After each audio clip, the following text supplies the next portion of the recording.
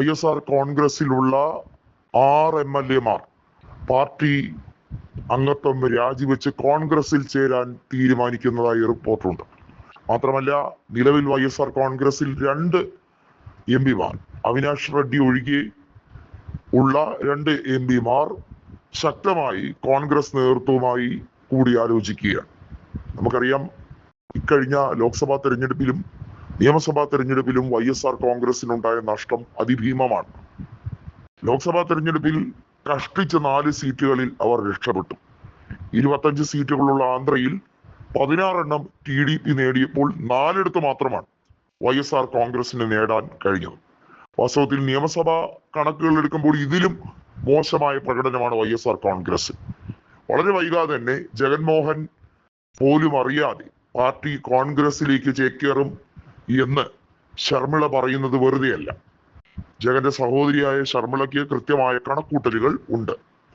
ഇവിടെ പറഞ്ഞു വരുന്നത് ദക്ഷിണേന്ത്യയിൽ പരിപൂർണമായി BJP മുക്തമാക്കാൻ, BJPയുടെ സഖ്യകക്ഷി എന്ന രീതിയിൽ TDPക്ക് പ്രഹരം കൊടുക്കാൻ പരമാവധി ആലോചിക്കുകയാണ് നായിഡുവിന്റെ പഴയ ശിഷ്യൻ. ചന്ദ്രബാബു നായിഡു BJPയുമായി സഖ്യം തുടരുകയാണെങ്കിൽ നായിഡുവിന് തന്നെയായിരിക്കും അതിന്റെ തിക്തഫലം അനുഭവിക്കേണ്ടി വരുന്നത് എന്ന് രേവന്ത് റെഡ്ഡി പച്ചയ്ക്ക് വിളിച്ച് പറഞ്ഞിരിക്കുകയാണ്. രേവന്ത് റെഡ്ഡിയെ സംബന്ധിച്ചിടത്തോളം 2 ഗുണങ്ങളാണ് അദ്ദേഹത്തിനുള്ളത്.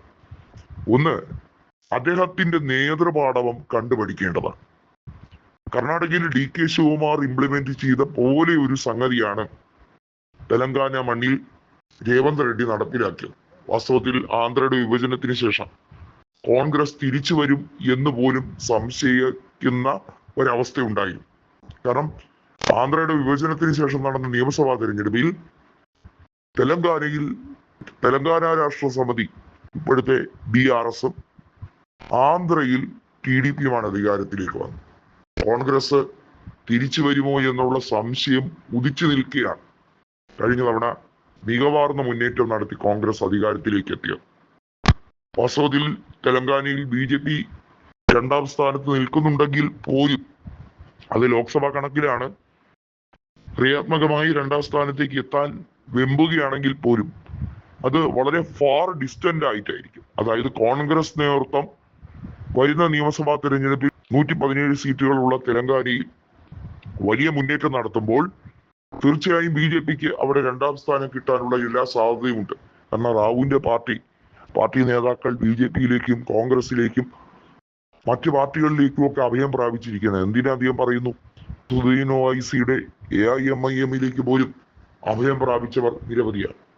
പറഞ്ഞു വരുന്നത്, ദക്ഷിണേന്ത്യയിൽ ബൈഫർക്കേഷൻ കഴിഞ്ഞതിന് ശേഷം കോൺഗ്രസിന് തിരിച്ച് പച്ചപിടിച്ച് വരാൻ സാഹചര്യം ഒരുങ്ങുകയാണ്. ഡിലിമിറ്റേഷൻ നടപടിക്രമങ്ങളിൽ സ്റ്റാലിൻ എടുത്തിരിക്കുന്ന നിലപാടും സ്റ്റാലിന് ദോഷമായി മാറുകയുള്ളൂ. ഉള്ള മതേതര കക്ഷികൾ അല്ലെങ്കിൽ മതേതര പിന്തുണക്കാർ പരിപൂർണമായി DMK വിടും. ദക്ഷിണേന്ത്യയിൽ കോൺഗ്രസിന് കുറച്ചുകൂടി സ്പേസ് ലഭിക്കുന്ന സാഹചര്യം ഉണ്ടാവും.